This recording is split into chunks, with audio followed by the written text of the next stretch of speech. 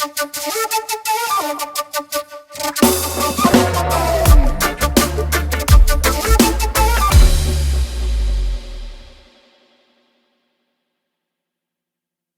today's episode, I interview HR expert Kristi Skutvik. Now, Kristi flew all the way from LA to be in the studio to cover some of these important topics that so many people are struggling with. How can we motivate our people within our organizations to take it to the next level? So many people are struggling with retention and attraction.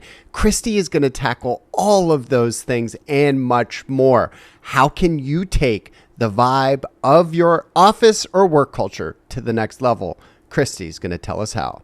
All right. I'm pretty excited about this one. In the new studio, we had some renovations done, but all the way from LA, we have Kristi here, who has turned into not only one of my favorite people, but also a partner in crime. So welcome to Tough Talk. Thanks for having me. Yeah, this is going to be fun. It's well, first of all, I want to go back to the very beginning. Before we talk about what a day in the life of Chris Tuff is, because that's essentially what we've been going through.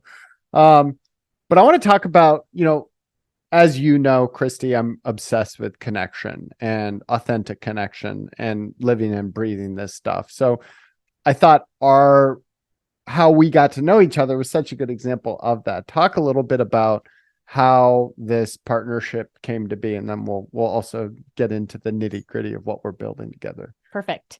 Yeah. So I had this dream long ago of doing my own podcast. And so, as I've met people through my network and my clients and my consulting business, I connected with someone and we started working on this business together. And I said, well, I think we could really start a podcast, or I want to start a podcast. If I do nothing else, I love hearing stories from people. And so I'd like to talk to some people. And as him and I were talking, he had just met you. And he's like, I think I have the perfect first guest for you.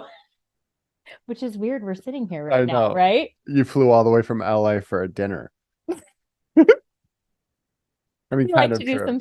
Let's be honest. Like, you flew all the way to LA for a day in the life of Chris Tuff. We did. And it's been an experience. All right. A tough experience. Okay. So the podcast, what was the podcast about? About bringing good work vibes to the workplace. Okay. So like just hearing stories from leaders on like the good, the bad, and the ugly of what it feel like, the atmosphere, the feeling that they get when they're at work, right? Yeah. And how they create good ones and bad ones.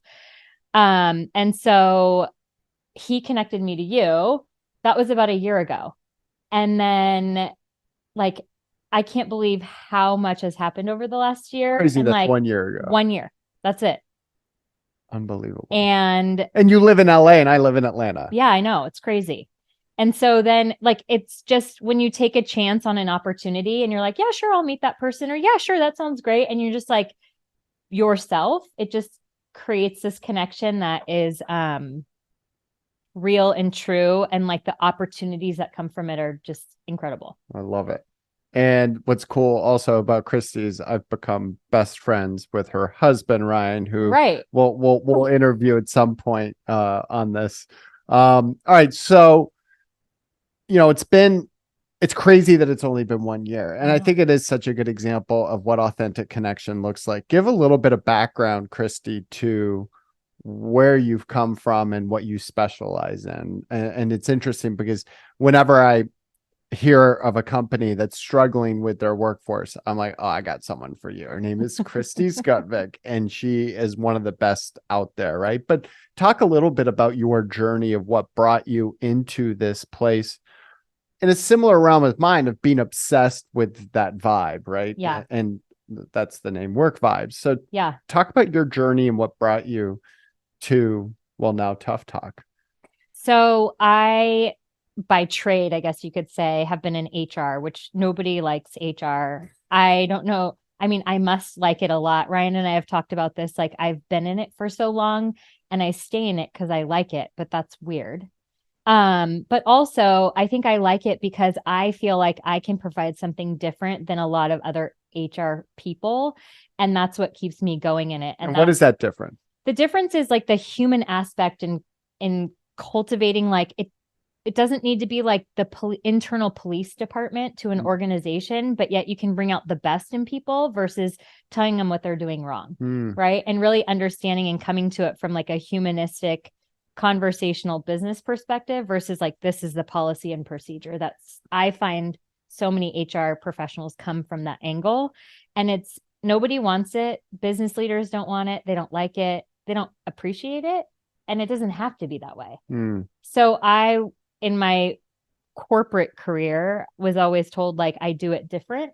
And so what is that difference? I explored, and I always wanted to go out on my own, because then I knew I could impact a lot more than just one organization with how I do HR different. So tell us a little bit. So you worked in the big business and you're the head of HR and you did that thing, and now you're off on your own consulting all sorts of companies around how to create good work vibes, right? Yep. Talk a little bit about what you're seeing in the marketplace. You know, one of the things, as you know very well at this point, since we now talk almost every single day,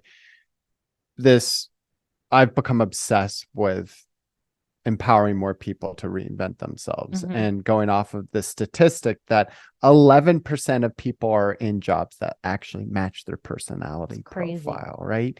So I'm not trying to lead you with that, but it's what I see so profound in what you do as you go into a lot of messy organizations and help them on their way to this.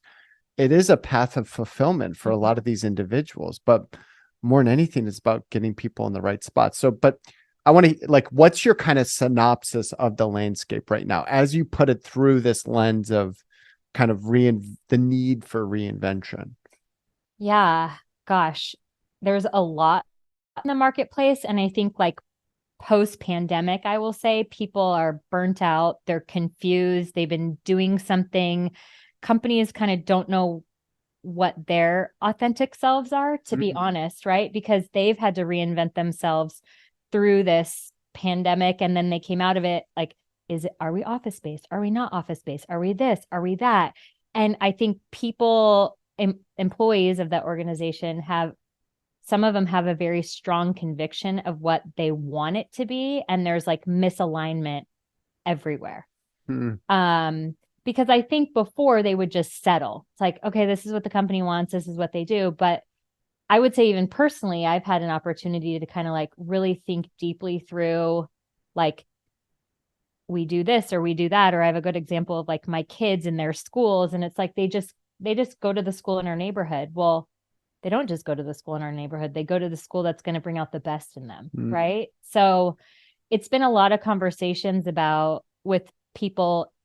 How I approach it from an HR perspective and getting good work vibes is like, what are you doing? Why are you doing it? And like, what is the organization doing? Like, how are you aligning what you love to do with the organization that you're within, and what their purpose and passion is for the market that they serve? Well, and I think one thing that I've found so compelling in the work that you've done, Kristi, from looking both from afar, but also working with you on some of this stuff, is how you empower more leaders to become just as much a mentor and coach as they are the boss. And we've seen this huge shift happen in the marketplace in terms of expectations for millennials and Gen Zers.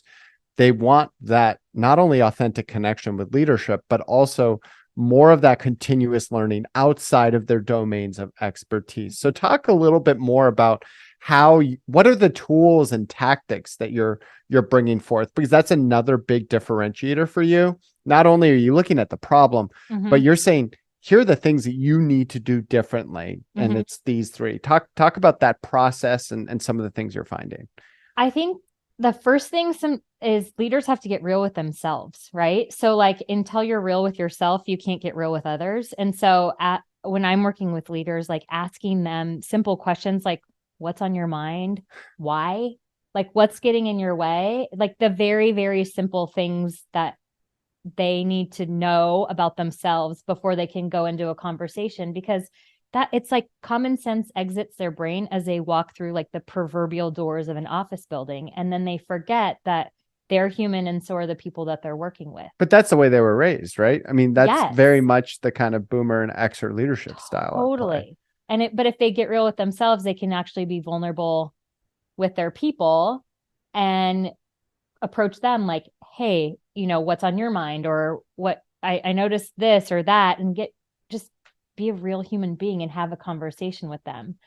I also think I just read this the other day that their leadership is defined by how their people are talking about them at the dinner table. Which I love it's that. so simple, but like if you really get real with yourself and think about like, Chris, how your people are talking about you at the dinner table, that says a lot.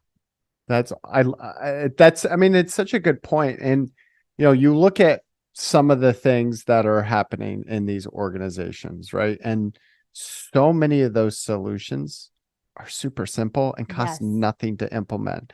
So what are some of those things for people listening that they can take action on immediately? What are like some of those common themes you're finding? Really simple recognition tactics. So I bought a trophy off Amazon that was a goat for greatest of all time, and had just a little plaque that said goal crusher of the week, and it was $12. Yeah. And people love it. That's awesome. It's so simple, but it's that recognition because they feel cared for, right? That's what it comes down to. Or simply asking somebody how their weekend was, or, following up with them, knowing that they may have had something hard happen, or just knowing people and asking the simple questions. So in all of this, right, you hear and read more and more about this role of both side hustles, right, and passions. And the younger you get, the more of an expectation that passions will be itched in those four walls. And you see reflected in the data that when people get there and they're not getting that, they just leave, right? And they up and quit and they move in with mom and dad or whatever it is. I want your opinion on where does passion live within work today? Where does passion live within work today? I think it's a combination of within like the work that you're doing, if you choose to go work for a single employer, but also outside of that, like what are you doing in your free time, whether you're making money from it or not, right? I had an interview. I have a very interesting story. So for one of my clients, I recently hired someone in HR, and I asked her the question during the interview process, new in career. I think she had like a year of experience. I said, what are you passionate about? And she said, the Yankees. And I said, okay, tell me more. And as she started explaining like her love for baseball and the Yankees and you could just feel it. And I said, okay, how do you apply what you love about the Yankees to work? And she was able to like so clearly articulate that. And what was the type of organization? Was it like, what did the company do? It had nothing to do with baseball, right? Had nothing to do with baseball in the educational space. No way. Yeah. And I think it's just like, because she is so true to herself and she knows who she is. I love that. She also is super confident in the decisions that she's making in the workplace. And it's just like rising through, and she's killing it. So I've got a great example that follows that exact same thing. And it was a guy, his name's Charlie, the roof guy. That's not his last name, the roof guy. His name's Charlie. And he put a roof on my house, and I'd met him and we became good friends. And I was like, all right, I need a new roof, so I'm going to let Charlie do it. And as he was over here, we got to spend a lot of time together, and we were doing through that same process, which he's selling roofs now, and his livelihood and family's livelihood depends on it. And here you have a guy that didn't even really go to college or school, right? And he turned to me and he was like, dude, Chris, like you've written books and stuff. Like, how do I up my game? Like, how do I get more houses in this neighborhood? And I asked him that same question. Well, what fires you up? Yeah. Right? What are some of these passions? He was like, man, it's got nothing to do with roofing. I'm like, okay, what is it? He goes, fishing. I was like, all right, now we're talking. What about if you took that same approach that you do at fishing as you do with sales? And he was like, oh my gosh, Chris. So here's what I'm going to do. Right. And he he goes, okay, I'm going to start applying that. He calls me back 3 weeks later. He goes, Chris, I am crushing it. And you know what I'm doing? I was like, what? I don't even know. I don't even remember what I told you. He goes, I'm going big fish hunting. Like I'm going for the big fish. And here's what I do. I go to all the fancy neighborhoods and I throw up my drone and I go for these big fish. And that's me trying to go after the marlin. I Yes. take pictures from above and then I go and I show them their roofs and I tell them that it can be covered by insurance. And guess what? I landed like 3 of these massive roofs. And now that I'm approaching my business with roofing the same way that I am with fishing, it's become fun again. Right. And I think So as awesome. humans, we think like everything has to be on that linear thing. Yep. And that's not the case. And, I'd love to hear from you. One of the things I've experienced is I've gone into a lot of very different organizations, some of the most prestigious global brands that are creating the sexiest products out there, to roofing and flooring and crane companies. Mm-hmm. And what's so astounding to me is that the ones with the best cultures, the ones where people truly want to fight for one another, they want to grab beers together after work, they want to go above and beyond, they feel empowered. It's not the big sexy brands. No. It's the smaller ones. So talk a little bit about what you've seen there in your experience, knowing that you work with such a variety of diverse organizations. I think those big organizations lack the flexibility to allow for creativity. So I think they talk about it, but they don't practice it, right? So the practices internally need to be aligned with like what they preach, practice what you preach, I guess. And so they become so bureaucratic that, for example, I have worked with an organization that somebody wanted to do a side hustle. So they asked about it to get permission for it. And it took 4 weeks to get permission for something that was so simple, going to be done on the weekends, didn't interfere, but was in a similar space, but not a conflicted space. And so I think about that experience of somebody waiting 4 weeks to do something that they're passionate about. Sure. And then how does that impact the work that they're currently doing? So I think big companies, it could be smaller companies too, but there's a conditioning that has happened over time of like, it must be this way and it must be separate and apart from what you're doing inside the, 9 to 5 workday. And the companies who allow for more flexibility within that are going to just gain so much more in productivity and ultimately better revenue numbers, right? Totally. Because those people are going to be happy, go the extra mile, pick up the phone when you call them, maybe on an off hour, so to speak, and do what needs to get done to make it happen. So I read a study recently about how not only disconnected, but it's all of the things that you would think is the worst case scenario. People are more disconnected than ever before. They're feeling less empowered, less connected to the workplace, unwilling to go not only to meet their job requirements, but they're looking for the easiest way out, right? What's happening in your eyes out there? What's contributing to this the most?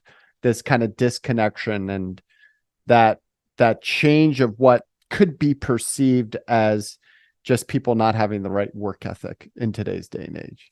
Yeah, because I don't think it's work ethic, because I see people of every generation have bad and good work ethic, right? What's happening? I think a lot of people are living in fear of like unwilling to take a risk. So they're like fearful of this or fearful of that. And they've been conditioned in their mind that like, I have to do this or I have to do that, or I have to go to college. Like, why do you have to go to college? So my brother he didn't go to college, but hugely successful because he knew it. He was passionate about stuff in the auto industry, right? So he just went for it, did all the research, and he self-taught and went on his merry way. And so I think that society kind of tells us we're in this shift because the younger generations, I'll make it generational for a second, are like, wait a minute, right? With the rise of like Uber and all the like the gig economy. Yeah. they're like, oh, I can make money. I could do this and I could do that. Yeah. I could do this. It's like an and game. It's no longer like an or game. And I love for anyone listening or watching, In and of Itself. It's on Hulu and Disney, and it is one of the best documentaries on this concept that we are defined by more than just one job. And I'm not going to give away anything more than that. Derek Delgadio is the one who does it, and it is one of the best performances you've ever seen in and of itself. In and of itself. Have you not seen it? I haven't. Seriously? You guys have to watch it. We will. I cry. And it's funny, you either get it or you don't. I remember I sent it to like my good friends who are mostly entrepreneurs, and they all called me. They're like, Chris, I watched it twice. I cried. And then I sent it to my dad and another person, and they both were like, I don't get it. I'm like, oh my God. All right. I'm not even going to try with you guys. So you either get it or you don't, but most likely you'll get it. But it is this commentary on we are defined by, I am a dad, right? I'm a kiteboarder. I'm a author. I'm a speaker. I'm a inventor, right? Like I'm all of these things that make me who I am. And you then look at that role of authenticity through all of those, right? Are you showing up as the same person? And that's really what I'm trying to inspire more of, right? It's not only connection with one another, but connection with ourselves. For sure. And one thing I've seen from you that is so gets me excited is some of the work you do in the personality profiling piece of making sure that the right people are in the right spots. Talk a little bit about that process for those that are looking to reinvent themselves. For sure. So I had a conversation actually at the end of last week about somebody I used to work with, and she took the summer off, hung out with her kids, and now she's getting back into the workforce. And I said, well, what do you want to do? And she's like, I think sales. I said, well, why? Like, have you understood enough about yourself over this time off that you've had to know why you, or just because you like were in sales before? So she's going to take Culture Index, and I'm like, are you open and willing to explore what you're good at? And she's like, yeah. I said, because maybe your sales, why you're leaning towards that, maybe it's really account management. Because I don't think you like to go knock on doors. Right. But I think you enjoy speaking with people, but I think you like walking into something you already know. What I know about you is that's what I think you like, but let's like explore how it really shows up for you, so that the next job that you land, you're going to bring your whole best self to that organization and you're going to kill it. Totally. Because the last role you were in, you weren't bringing your whole best self because it wasn't aligned with like who you are as a human. So I think, getting in the right seat, you're going to get the whole person. You're going to get creative ideas. You're going to get like new and fresh perspective that you wouldn't otherwise get if somebody's just like following the book of what they think. It's like managing the expectation of what the role is versus showing up as Chris Tuff or Kristi Skutvik every single day. And like, you might not know what you're going to get, but you're going to get something super awesome because the role fits your, who you are. When I was telling your husband, Ryan, when we were experiencing a day of the life of Chris Tuff while walking my dog, we were talking about, you're gonna kill me with this day in the life, I know. Chris. Well, I think listeners make it back home. I know. Well, hey, we're just getting warmed up here. We're about to hit flow state. But so you hear so often about, well, from an organizational side, the importance of continuous learning. We see it come up in the data time and time again. But then we also hear from the influencers of the world or the people that are the motivational speakers to invest in yourself.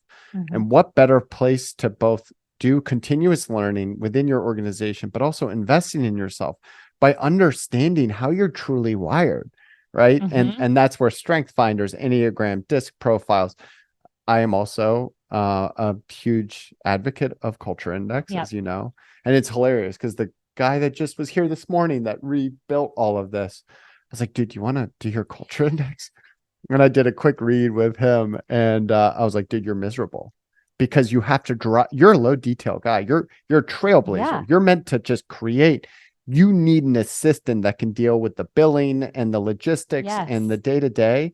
And you'll finally actually feel, because that's the only thing that's out of line. And to be able to tell that so quickly for people is massive. And I think that is the nexus of where reinvention lives.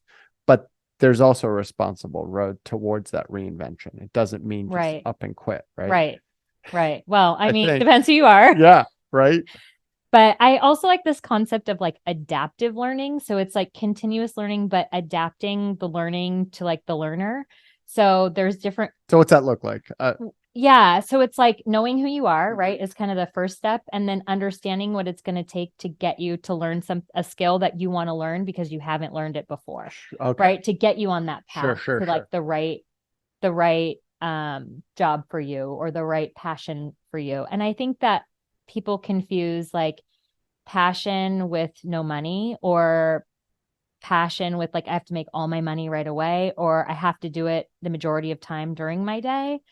And I don't think that's true either. I think there can be like this integration point of like what you're good at. Ryan and I were on a walk the other night and we were talking about like, so I'm in HR. Like I don't really love HR, but I like do HR and I've done it for a long time. So I must like it. Like, so what is it? I was getting real with myself. Like, what is it about HR that I actually like and keeps me doing it? Because I don't wake up miserable every day. I started my own company doing HR.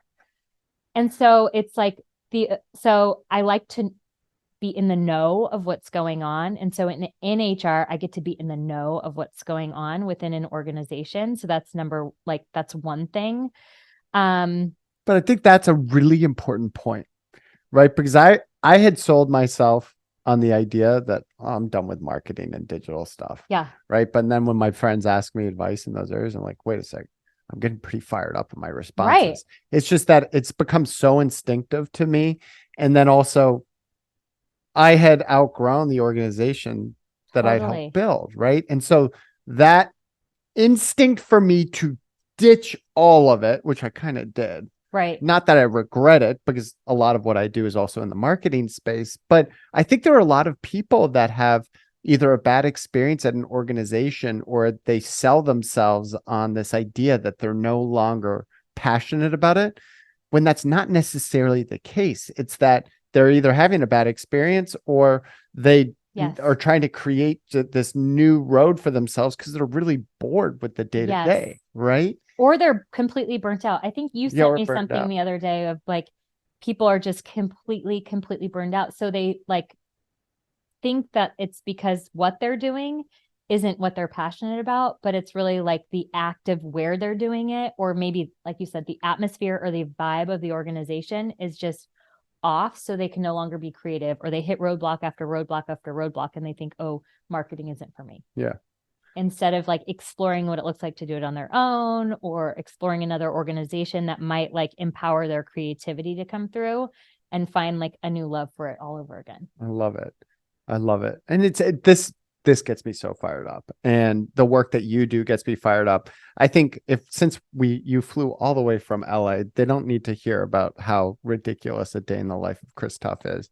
I'd rather use this opportunity to talk about what's next. And that is something that fires me up. Obviously working with both you and your husband, Ryan, and our friend, Kevin, but talk a little bit about kind of what's next and where we're going to be partnering. Yeah. So we're going to scale the experience, the tough experience, but in in organizations, right? So it's like bottling the energy that you bring and the experience and the research and the book that you've written, and coupled with like the experience I've had in HR and then Kevin operationally, and pulling that into organizations. So people get that at scale, people have more of an opportunity to experience good work vibes. I mean, that's truly what it is, because once they experience that, then they can either uncover that they hate it there. Yeah.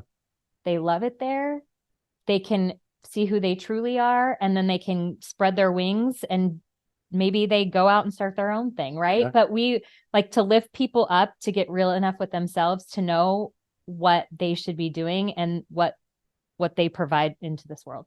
Yeah. And one of the things I'm super excited about is in this kind of private equity roll-up space. And so we'll go in, Kristi, Kevin, and I, and the team, and we'll actually do a deep analysis on the culture of an organization before it's bought, but then also help with some of the reorganization and tactics needed from an organizational and a leadership lens to help take it to the next level. So upon that transaction going through or not going through, it's go time to providing not only value, but connection, right? Yes. And ROI and profits and connection, they go hand in hand.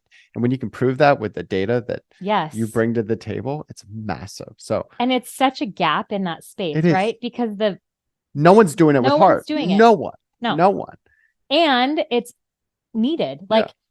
I don't know what the percentage is, maybe 8 out of 10 like acquisitions fail because there's like this clash of cultures, or they don't take that people component into play when they're doing the acquisition, and it fails. Well, and then I was talking to a serial entrepreneur friend of mine that has done very well in the roll-up space. And he said to me, Chris, it's when we make a bad culture acquisition or leadership acquisition and we're stuck with that, it takes 3.5 years to clean it up. 3.5 years. If you can help us avoid that, then you got a business. I'm like, uh-oh, I think we might have a business here. Totally. Because nobody goes to the grocery store to buy moldy food. No, exactly. Right? It's like the same thing. True. These investors don't go into a company and like, oh, no one's looking at that. They're only looking at the books, right? Exactly. Like they're looking at the profits and the numbers. But what is, I think, just as important, if not maybe a little bit more, because that's where you actually can see true potential. 100%. All right. Yeah. So how do you want to leave listeners and viewers today? And what is really the first Tough Talk in the new studio? How do you want to leave them? I just say, ask yourself one question, like what's on your mind, and then follow up with like, and what else, so that you get to know who you are and really can explore whether or not you're doing what you're made to do. I love that. And if you're not, like, what's the next one thing that you can do? So I also think people get overwhelmed with like the 10 things that they need to do in order to be like a CMO when they want to go into marketing, and maybe they're in sales, right? But they just need to do one thing that takes them one step closer to being what they want to be or what they're passionate about. So awesome. Don't overwhelm yourself by the 10 things. Do the next one thing. Awesome. And where can people find you? Where can people find me? This is where you plug like the social medias and stuff. Okay. At Keek Scoots.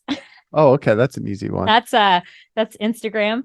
And getworkvibes.com. Awesome. And scootvikconsulting.com. So, awesome. I got this intersection of all my passions coming together, and it's super awesome. It's so cool. And it's so fun to obviously get to know you. I can't believe it's our friendiversary, and then your husband Ryan and I's almost friendiversary. I know. So we're to celebrate. Well, we're going through your experience as a celebration. Oh, totally. 100%. A day in the life of Chris Tuff is it's a perfect way to really celebrate our first year. For sure. Awesome. Thank you. Thank you.